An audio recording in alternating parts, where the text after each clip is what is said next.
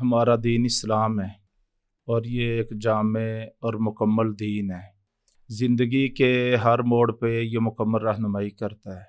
اس میں اجتماعیت کی بڑی اہمیت ہے اور انفرادیت، تفرد، تفرق، اس کو اسلام نے کنڈم کی ہے۔ بالکل ٹھیک۔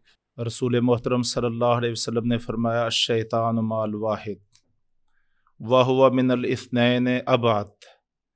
جب انسان تنہا ہو، ایک ہو، تو فرمایا اس کے ساتھ شیطان ہوتا ہے، اور جب ایک کی بجائے دو ہو جائیں، ایک اجتماعی ماحول بن جائے، تو شیطان دور ہٹ جاتا ہے۔ آپ صلی اللہ علیہ وسلم نے فرمایا الجماعت رحمہ والفرقۃ عذاب۔ فرمایا جماعت اللہ کی رحمت کو دعوت دینے والی چیز ہے، اور تفرق جو ہے، فرقہ، یہ اللہ کے عذاب کو یعنی دعوت دینے والی چیز ہے۔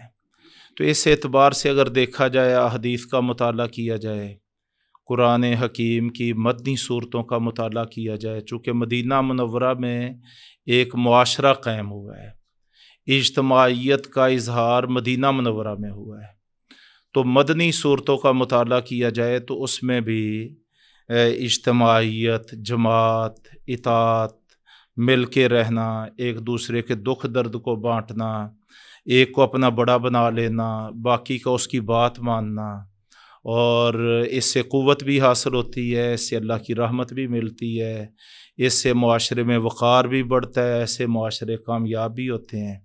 یہ اسلام کی دعوت بھی ہے اور یہ ہماری تاریخ کا اعزاز بھی ہے، اور رسول اکرم صلی اللہ علیہ وسلم نے اس پہ باقاعدہ طور پہ مدینہ منورہ میں ایک پریکٹیکل بھی کیا ہے، جس کو ہم اپنے لیے بہترین اسوہ اور قدوہ سمجھتے ہیں۔